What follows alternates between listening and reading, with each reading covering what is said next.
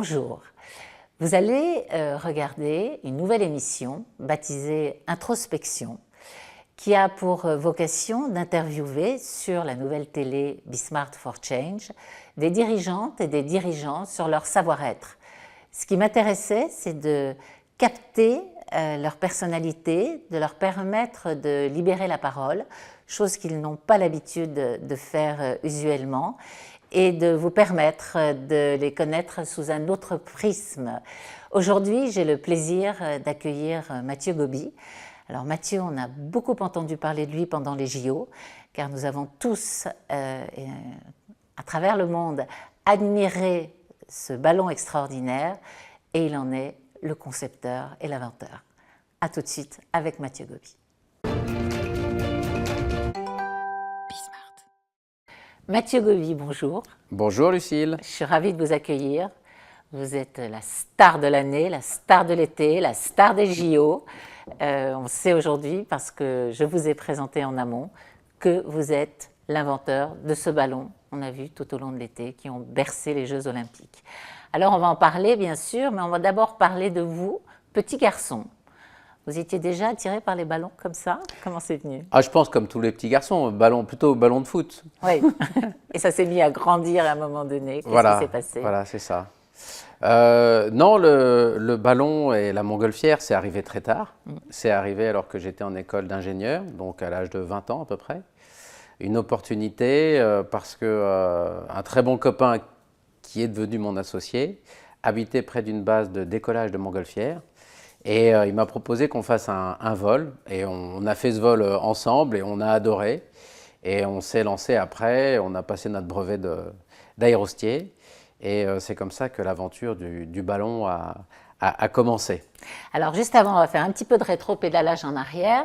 Vous êtes ingénieur, vous êtes X.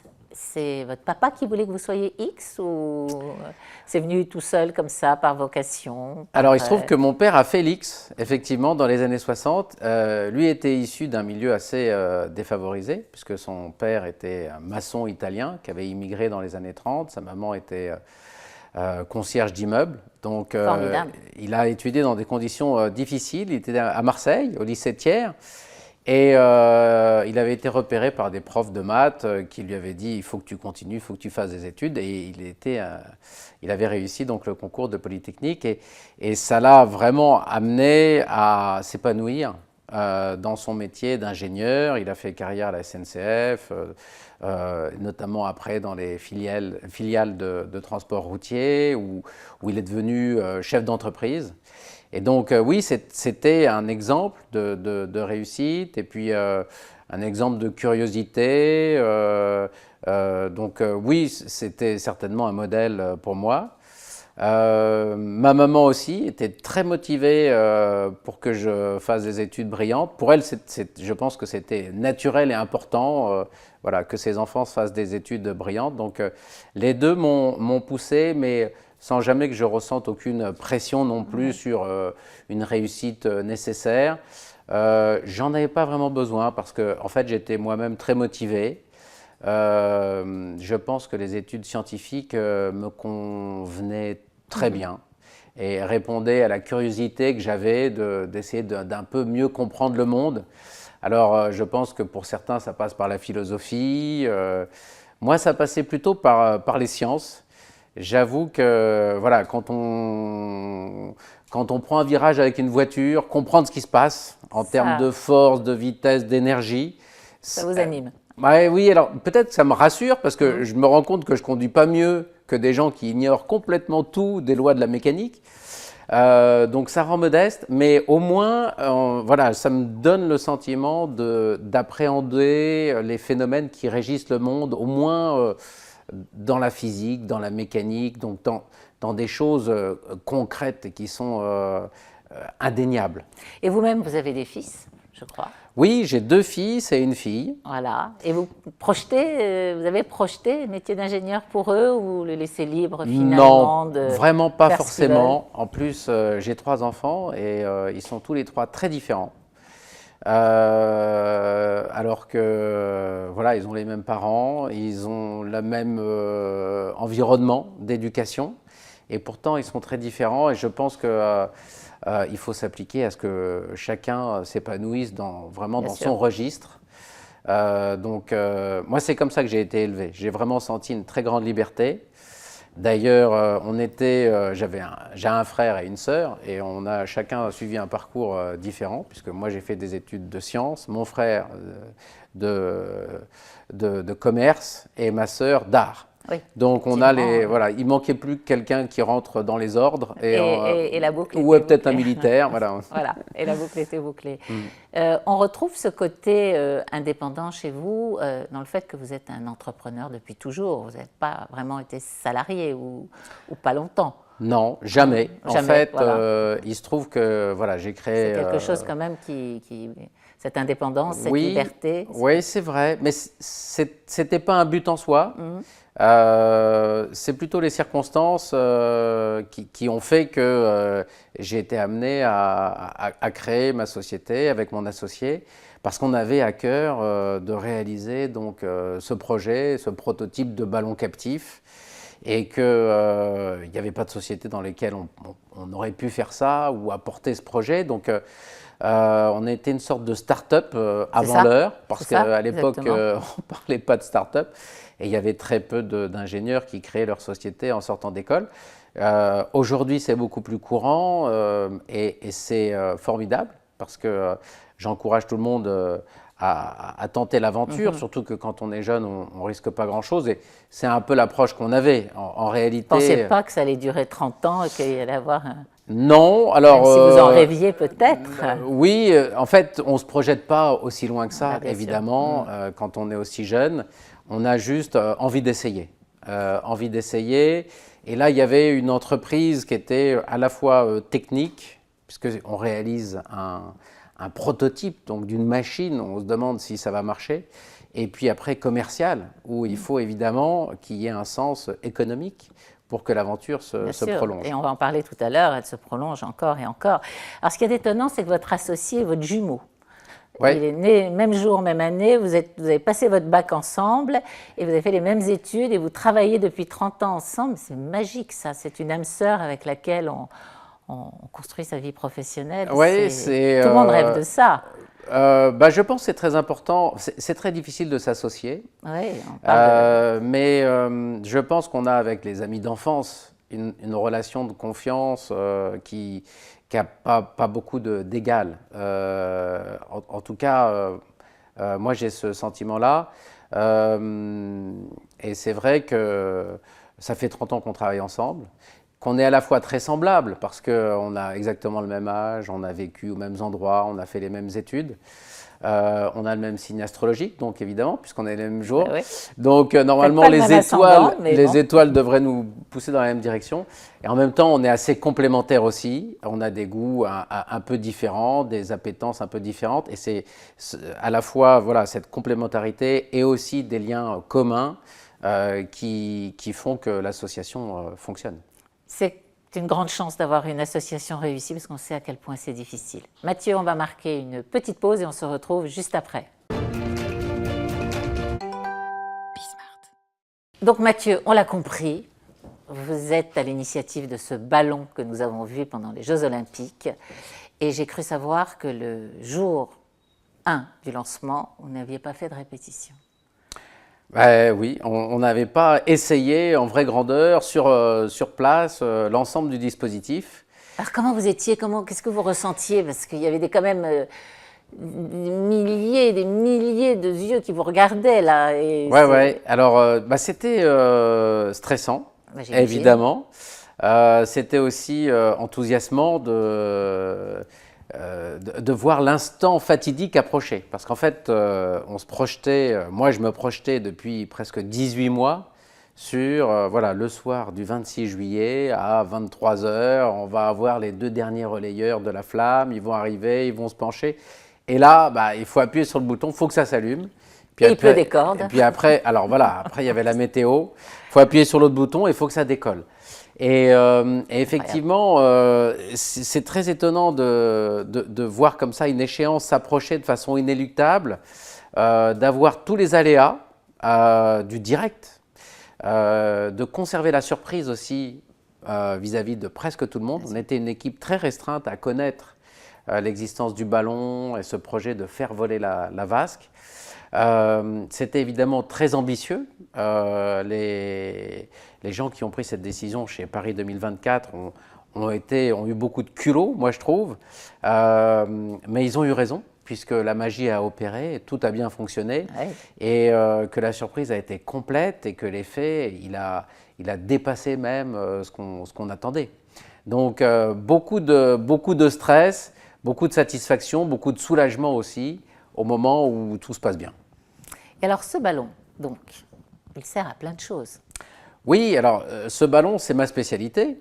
Ça fait 30 ans que je fais des ballons de ce type. C'est un ballon captif, donc c'est un ballon à gaz. Il est rempli d'hélium. Et il fait habituellement voler des passagers.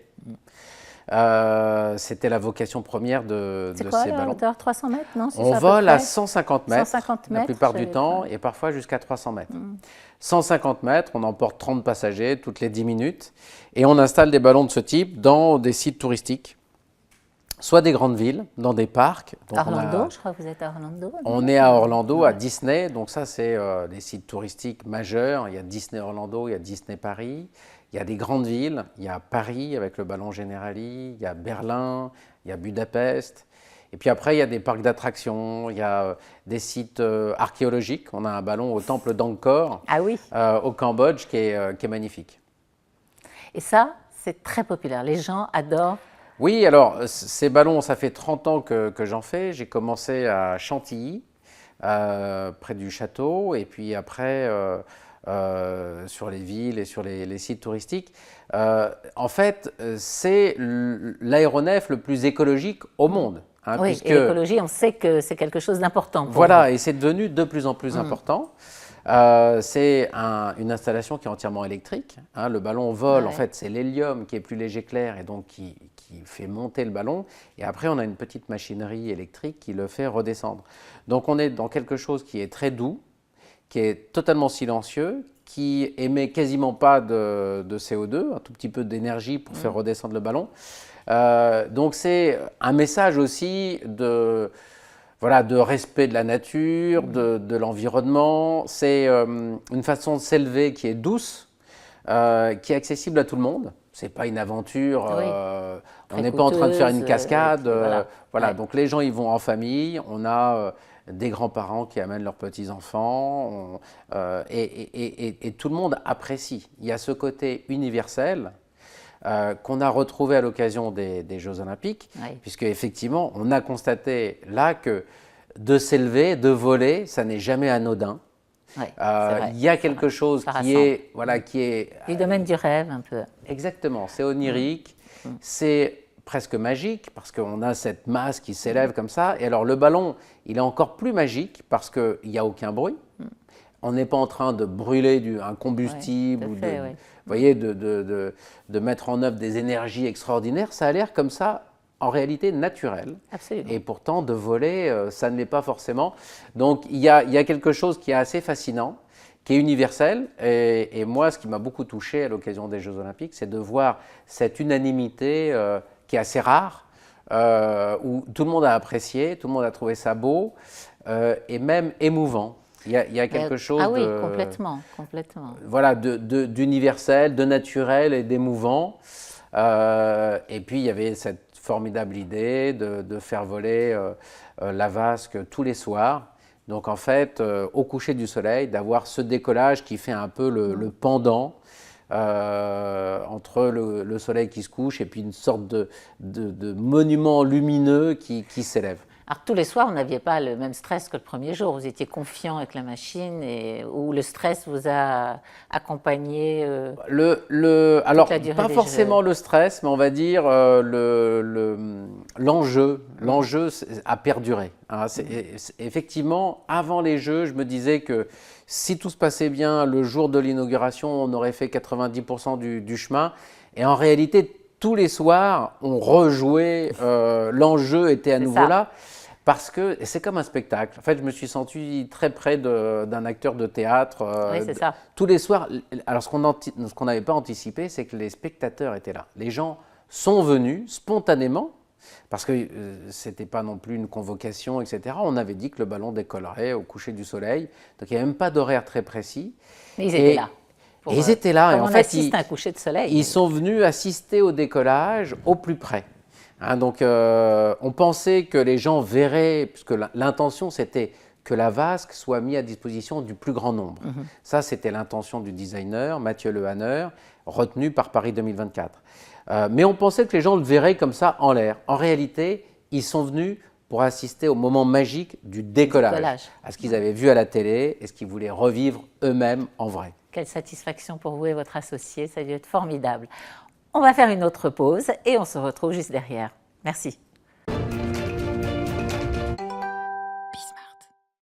Merci Mathieu d'être là parce que vous savez qu'on va aller parler de choses un peu différentes de ce que vous avez l'habitude d'évoquer quelquefois. Et vous avez quand même accepté, même si ce n'est pas votre nature première que de vous livrer. Mais je sais que vous faites du yoga et je sais que vous êtes bouddhiste. Et j'aimerais bien savoir comment vous en êtes venu à ça. Alors, en réalité, le bouddhisme, j'ai rencontré très tôt parce que ma mère pratiquait le bouddhisme et donc j'ai été assez vite initié, familiarisé aux notions Assez tôt, c'est quel âge? C'était 15 ans. D'accord. À 15 ans. Et en fait, ça m'a accompagné dans mes études. Ça m'a beaucoup équilibré dans mes études. Le bouddhisme, c'est un humanisme, c'est une sagesse, c'est une philosophie. Et ça permet de mettre en perspective, en fait, les efforts que l'on fait. Et ça a été le cas pour mes études, c'est encore le cas aujourd'hui dans ma vie. Est-ce que vous continuez à pratiquer aujourd'hui? Oui, je pratique. Donc c'est un bouddhisme assez simple d'accès. Alors comment c'est quoi? Parce que beaucoup d'auditeurs qui nous écoutent alors vous disent c'est des récitations sonores, c'est un mantra que je répète, ça dure à peu près une dizaine de minutes le matin et le soir. C'est un bouddhisme qui a toute la sagesse des enseignements bouddhiques qui sont très vastes et une pratique qui est faite pour les gens qui ont des activités normales de tous les jours. Donc, il s'inscrit vraiment dans le quotidien. Ce n'est pas du tout des retraites compliquées ou des méditations qui demandent des efforts ou un talent particulier. C'est vraiment une récitation dynamique.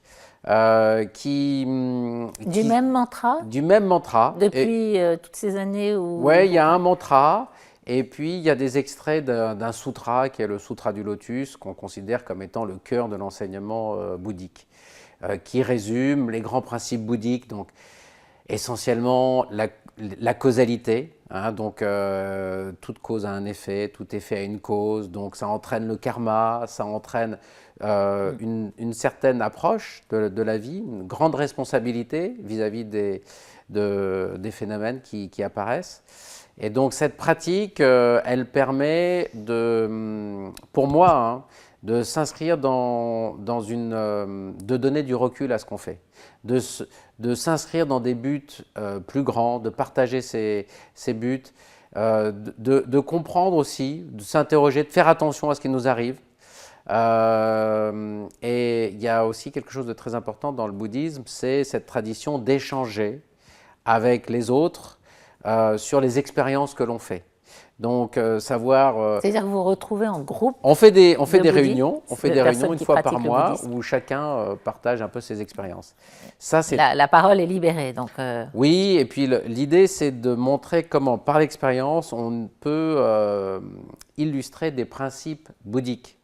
Par exemple, il y a la notion de karma. Vous savez, le karma, ça semble, bon, ça peut être un peu la destinée. En réalité, c'est une destinée assez dynamique parce qu'on peut infléchir son karma en plantant justement des causes nouvelles. Et donc, de comprendre le fonctionnement du karma, de comprendre ce qui nous arrive à la lumière de cet enseignement, ça permet de changer en fait d'attitude. Moi, je trouve que c'est très constructif, très responsabilisant. Vous voulez dire que quand il y a des schémas répétitifs qui vous arrivent comme ça, qui ne sont pas toujours très agréables, on se pose, on observe, on se dit là, il y a quelque chose de pas normal, et donc on va réfléchir à la causalité de ce qui arrive. Oui, alors réfléchir, mais en même temps, réfléchir, ça ne va pas forcément nous donner la solution. L'idée, c'est de planter des causes, donc en fait d'élever son état de vie. Le vrai fonctionnement du bouddhisme, c'est de prendre le recul. C'est d'élever son état de vie. C'est que, en fait, ce qui nous arrive à l'extérieur est le reflet de ce qu'on est à l'intérieur. Ça, je pense qu'on a tous fait l'expérience de ça. Parfois, si on est un peu négatif ou un peu agressif, ce qui va nous arriver va être le reflet. C'est vraiment le reflet, comme le reflet dans un miroir, va être le reflet de l'état de vie qu'on apporte. Et donc, le principe du bouddhisme, c'est d'élever son état de vie, d'arriver avec quelque chose de positif, de généreux, de constructif, et de déclencher autour de soi, en retour, des choses qui sont constructives. C'est l'énergie, en fait, tout simplement. C'est une question d'énergie, ouais. Et la pratique du bouddhisme, c'est un moyen pour élever son état de vie, pour élever cette énergie, justement, et la partager avec les autres. Et bouddhisme et yoga, c'est souvent lié ou ça c'est Ça fait partie un peu de la même dynamique. Le yoga, c'est vraiment calmer les fluctuations de la pensée. Donc c'est, vous voyez, le bon yogi normalement se nourrit de l'air. Ouais. Et donc il doit avoir une bonne posture pour bien respirer, et bien respirer pour calmer son esprit qui a un peu tendance à partir dans tous les sens. Je trouve que les deux sont des humanismes, c'est-à-dire qu'il y a quand même cette idée qu'au fond, l'homme est bon et qu'il suffit d'éliminer ce qui parfois le rend mauvais pour retrouver cette bonté, ce côté constructif. C'est enlever les épluchures d'oignons pour atteindre le centre. Oui, et que le centre, il va être bon. Voilà, vous voyez que, donc, par exemple, dans le yoga, c'est calmer toutes ces vicissitudes, ces pensées. Ça, c'est la méditation, non? Ça. Oui, alors ça, c'est de la méditation. Mais la méditation, c'est pas si facile que ça. C'est pas accessible à tout le monde, je pense. Et vous en faites, vous, de la méditation en plus de tout ça? Non, pas vraiment. Non. Mais les récitations qu'on a dans le bouddhisme, c'est... Ce que vous appelez les mantras, en fait. Oui, c'est entre une prière et une récitation. Une prière, alors qu'il n'y a pas de divinité, mais c'est une prière parce que on va faire preuve de détermination. On va exprimer sa détermination dans un but. Donc ça ressemble à une prière. Et puis c'est une méditation parce que c'est aussi une sorte de lâcher prise. On ne fait pas tout par la pensée. Justement, on agit aussi en élevant son état de vie, en essayant d'éliminer des angoisses, des pensées négatives, donc d'éliminer des choses, de faire ressortir son humanité. Et donc c'est aussi une forme de méditation, d'éliminer les choses qui viennent nous polluer et d'aller se ressourcer au plus profond de son humanité pour la laisser s'exprimer. Vous n'imaginez pas votre vie aujourd'hui sans le bouddhisme? Non. Ça serait compliqué. Non, ça m'est arrivé d'interrompre la pratique pendant plusieurs mois. Pourquoi? Parce que par flemme, on va dire. Non, mais parce que ça constitue quand même un effort. Ouais. C'est un peu comme le sport, il faut se forcer pour le faire et après on a des bienfaits. La pratique bouddhique, c'est un petit peu ça. Ce qui m'a manqué quand j'ai arrêté pendant longtemps, c'est ce côté dynamique qu'il y a quand on pratique le bouddhisme. Parce qu'il y a une énergie derrière les mots, c'est ça? Oui, et puis on utilise sa vie comme un matériel expérimental. C'est-à-dire qu'on observe sa vie et on essaye de mettre en œuvre des principes pour améliorer certaines choses. Donc il y a un côté très, très dynamique, très constructif. J'ai l'impression que sans ça, j'aurais peut-être une attitude plus passive. Et je pense que parfois, on a ce sentiment d'être un peu ballotté par les événements, de faire quelque chose sans véritablement l'avoir choisi, de se demander pourquoi est-ce qu'il nous arrive ceci ou cela, de rentrer dans la plainte. La plainte, c'est typiquement pas du tout bouddhique. Si vous arrive quelque chose, c'est qu'il y avait une cause. Donc il faut trouver le libre arbitre d'agir sur son karma. Voilà, et on a quelque chose là de constructif qu'on appelle la révolution humaine et qui consiste vraiment à prendre en main ce qui nous arrive dans une direction voilà, dans laquelle on a vraiment... on prend les choses en main, pardon. On met sa vie dans une direction. Ah, bah, écoutez, c'est extrêmement intéressant. Et on va refaire une petite pause et se retrouver juste après. Merci, merci pour ce partage. Mathieu, vous êtes ingénieur, donc il y a une question que je ne peux pas ne pas vous poser. Pourquoi est-ce qu'il y a aussi peu de femmes ingénieurs, encore en 2024? Alors, je ne sais pas, mais je souhaite qu'il y en ait plus. Moi-même, j'en ai recruté et j'ai toujours été satisfait de ce que les femmes apportent dans des équipes techniques et scientifiques. C'est pas facile à expliquer parce que on le voit aujourd'hui avec la confusion des sexes. Il y a des gens qui savent même pas très bien s'ils sont garçons ou filles. Et puis chacun a sa part de féminité, chacun a sa part de masculinité. Mais j'ai l'impression que s'il y avait quelque chose à faire ressortir peut-être, c'est que les femmes, lorsqu'elles leur manque une des capacités qui est demandée pour un poste, eh ben, elles ne vont pas y aller. Ah bah oui, ça je le constate aussi. Elles vont s'interdire d'y aller, par honnêteté intellectuelle, alors que le garçon, il va plutôt y aller en se disant… Et il a raison, il faut avoir de l'audace. Et il a raison. Donc les filles devraient oser autant. Mais à l'inverse, lorsqu'elles y vont, c'est qu'elles ont bien toutes les capacités qui étaient demandées. Et donc, moi, je trouve que les femmes, les filles avec lesquelles j'ai été amené à travailler ont souvent, presque toujours, fait preuve d'une très grande fiabilité. Et donc, ça, c'est une qualité extraordinaire dans le travail. Donc oui, recruter des filles ingénieurs, je le conseille à tous les chefs d'entreprise. Et puis d'une façon générale, on a besoin d'une très grande variété, d'une grande mixité, à la fois dans les sexes, mais aussi culturellement, socialement, de prendre des gens issus d'origines différentes, c'est toujours une richesse.